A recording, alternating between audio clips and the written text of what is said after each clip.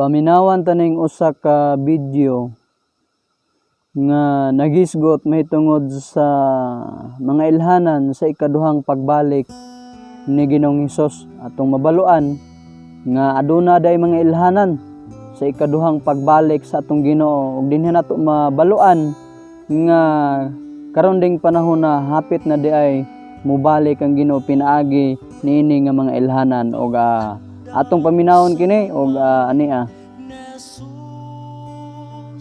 Sa dili pa matapos ang kalibutan, adol na ba ang pagbalik ni Hesus? Unsa man ang mga kinahanglan natong himuon kung moabot na kini? Welcome sa Bible PowerPoint channel nga pinaagi niini atong mahibaluan ang 8 katimaan sa ikaduhang pagbalik sa atong Ginoo.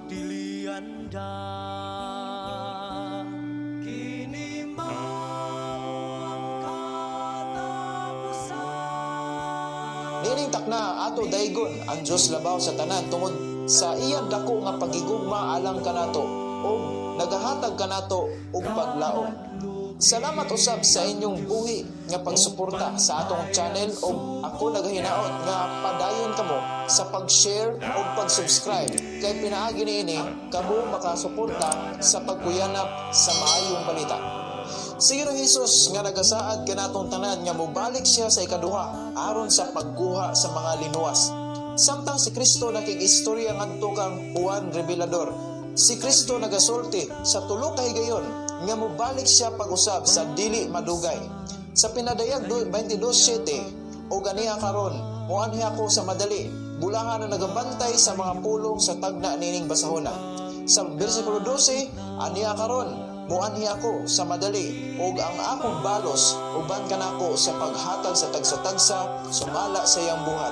Sa bersikulo 20, ang nagapamatuod niining mga butanga nagaingon, oo, muanhi ako sa madali. Amen. Umari ka, Ginoong Hesus. Sumala sa atong gibasa, walay duha-duha nga siya mobalik pag-usab. Kini naghatag usab kanato og paglaom. Unsa man ang mga timaan o mga ilhanan sa dili pa siya mobalik.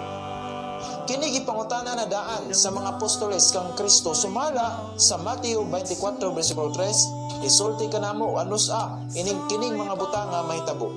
Ug unsa ang ilhanan sa imong pag-anhi ug sa katapusan sa kalibutan. Ang konteksto niini nga kapitulo adunay dual application mahitungod sa pagkagun-ob sa Jerusalem ug sa katapusan sa kalibutan. Sa panahon sa 70 AD, naggun-ob ang Jerusalem pinaagi sa mga kamot sa Romano, apan ang mga ilhanan naggisulti ni Ginoong Hesus mahitungod sa katapusan sa kalibutan moabot pa lamang sa umalabot nga mga panahon. Apan dili nato makita nga si Kristo wala nagdugay-dugay sa iyang pagtubag niining mga pangutanaha. Iya kini dayong gihatagan og pagtagad kay pinaagi niini ang tagna sa Biblia muhayag sa atong mga pananaw ug mas mosalig kita sa pagkamatinud-anon sa propesiya sa balaan nga kasulatan. Mga higala, ato usahon ang mga ilhanan sumala sa giingon ni Ginoong Hesus. Una, ilhanan diha sa relihiyon.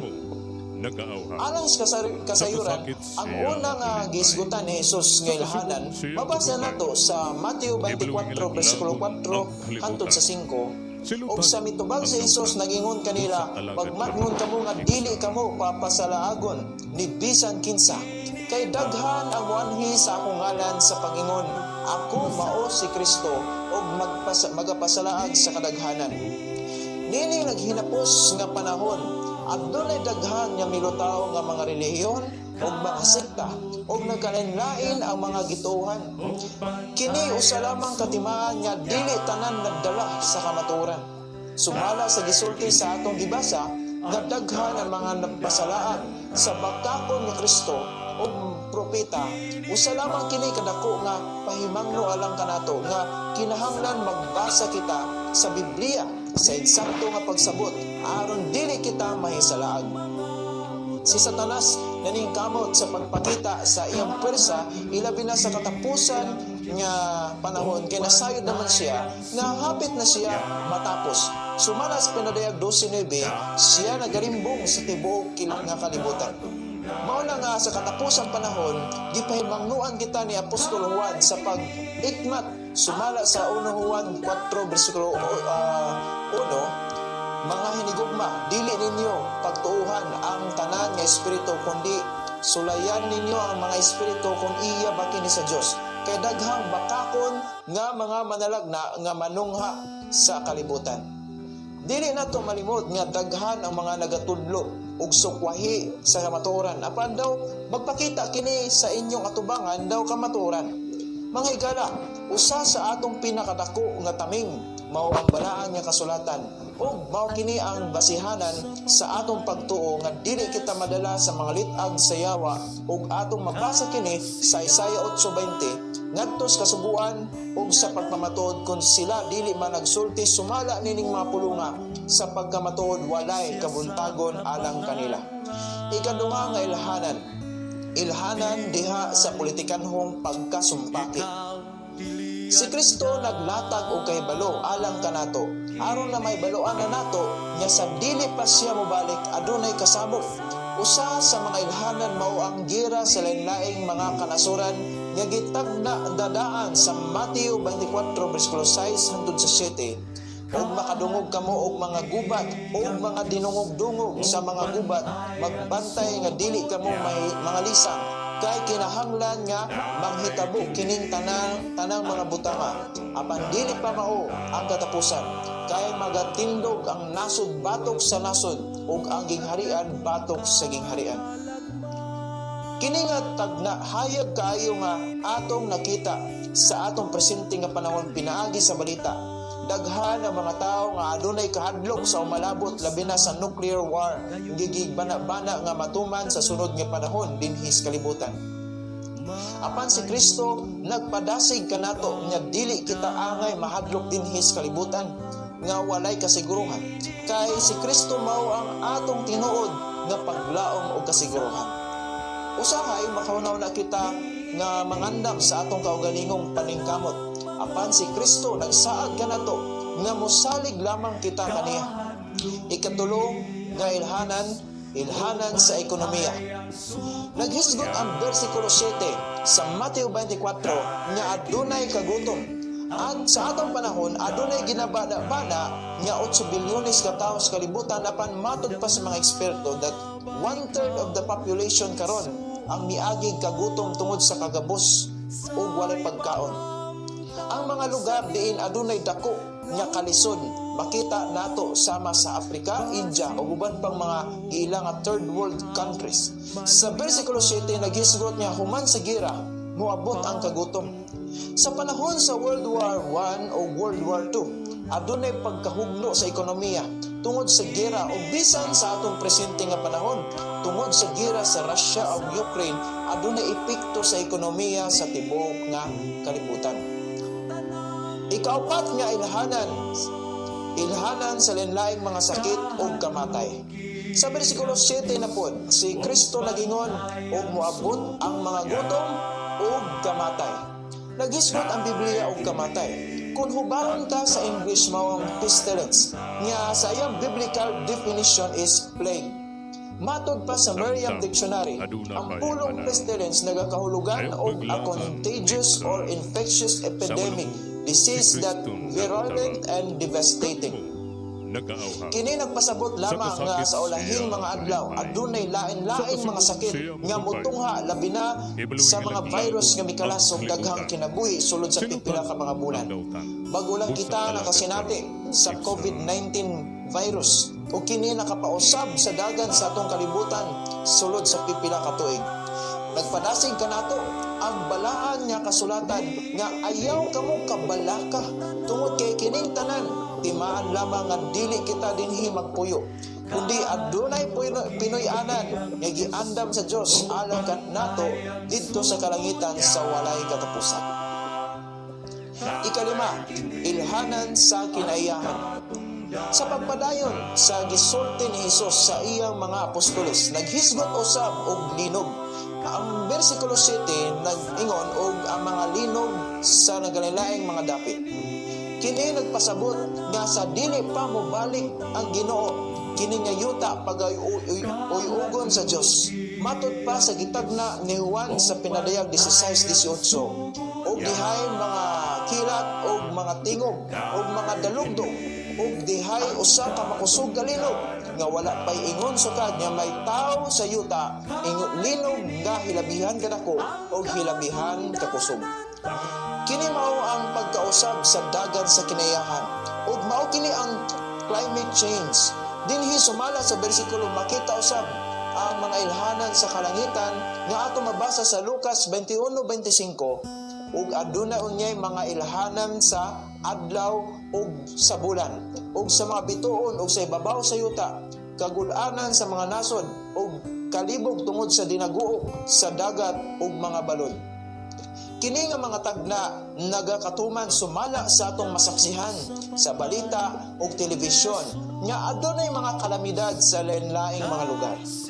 Adunay baha, adunay bagyo, adunay sunog, alimpulos, pagbutos sa bulkan, landslide, linog, ug uban pa nga atong nasinapian. Matod pa sa research nga nagtaas ang gidaghanon sa mga kalamidad kumpara sa mga dekada, dili nato malikayan nga haduol na kita sa katapusan.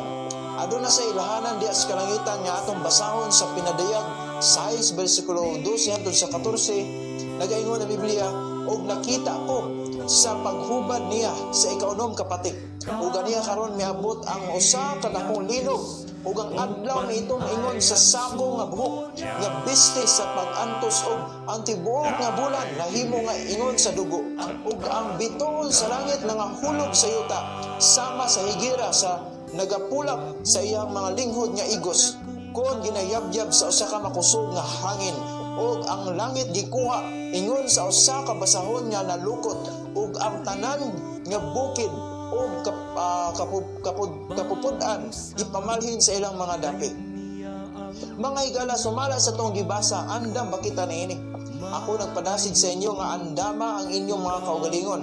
Niining mga panahon na kay ang Dios mobalik sa dili madugay ug mao lamang kini ang makahatag kanato og kusog sa tanan nga kalisdanan. Ikaunom nga ilhanan diha sa pagpanluto sa katawhan sa Dios. Si Kristo nagpasidaan na daan nga atong tanan nga moabot gihapon ang pagpanlutos sa mga matinumanon sa Ginoo. Matod pa sa atong mabasa sa gisulti ni Hesus sa Mateo 24:9, unya igatugyan kamo sa kalisdanan ug pagpatyon kamo ug pagadumtan kamo sa tanang mga nasod tungod sa akong ngalan. Sa atong nasayran nga sa katapusan nga panahon, ang yawa nalingkamot sa pagpakig-away sa mga taong balaan tungod kay nasayod naman siya nga hapit na siya matapos. Iya himuon ang tanan aron maluya ang mga matinud-anon kang Kristo Jesus. Pinaagi sa pagpasakit kanila. Gisulti sa pinadayag 12:17, ug ang dragon na puno sa kaligot-got batok sa babay ug miadto sa pagpakigubat batok sa uban sa iyang kaliwat nga nagabantay sa mga sugo sa Dios ug nagabaton sa pagpamatuod ni Jesus. Kining dragon nga si Satanas nakig-away sa mga katawhan sa Dios nga nagabantay sa sugo sa Dios ug adunay pagpamatuod ni Jesus. Ako kamong gihangyo nga mamalig-on kay moabot ang panahon nga sulayan kita. Dagko nga mga pagsulay nga mohatag kanato kalisdanan. Hupdi lamang ang pagtuo o pagsalig nimo sa atong Diyos. Ikapito nga ilhanan sa imoralidad. Ang mga tubag ni Kristo nakahanay ug apil na niini ang mga butang nga imoralidad sa tao sa katapusang panahon. Siya nagingon sa Mateo 24:12, ug tungod kay ang pagkamalapason magadugang, ang gugma sa kadaghanan magabugnaw. Kining atong kalibutan hinay-hinay nga nahisama sa Sodoma ug Gomora. Diin ang paghimo ug kalawayan normal na lamang. Nagsulti si Jesus niini kay sa katapusan nga adlaw, daghan nga mga imoralidad nga gihimong normal sa atong sosyedad. Si Pablo naghatag og mga listahan sa mga kinaiya sa mga tao sa katapusang panahon. Atong mabasa kini sa 2 Timoteo 3, versikulo 1 hangtod sa 5. Apan mahibaluan mo kini nga sa katapusang mga adlaw moabot ang mga makalilisang nga panahon. kay ang mga tao mamahigugmaon sa ilang kaugalingon, may mahigugmaon sa ilang salapi, ang lakan, palabilabihon, mapasipadon, masukihon sa mga ginikanan, dili mapasalamaton, dili balaan, walay gugma, nga kinaiya, dili malukmay, igbutang-butang, dili mapuganon, mapintas, walay gugma sa maayo, mga mabudhion, mga gahig-ulo, hambugiro, may gugmaon sa kalingawan, labi pa kaysa pagigugma sa Diyos. Nga nagabaton sa dagway sa pagka-Diyos nun, apan nagdumili sila sa gahom niini. Magpahilayo ka usab gikan niini kanila. Ikawalo nga ilhanan sa pagkuyanap sa maayong balita. Sa 7 ka mga ilhanan, daw kini makapaluya kanato. Hapan sa ikawalo, kini makapadasig kanato tungod kay bisan pa sa mga kalisdanan nga moabot, ang kamatuoran mahimong magmadaogon nga mawali sa tibuok kalibutan. Kini gisaysay sa Mateo 24:14. Nag-ingon ang Biblia, og igawali kining maayong balita sa gingharian sa tibuok nga kalibutan aron sa pagpamatuod sa tanang mga nasod ug unya mag-abot ang katapusan. Mahigala, ako nagahandom nga ikaw makahimo sa pagkat-on sa maayong balita diha kang Kristo Jesus ug kini magalig-on kanimo sa imong pagpaabot sa ikaduhang pagbalik sa Ginoo.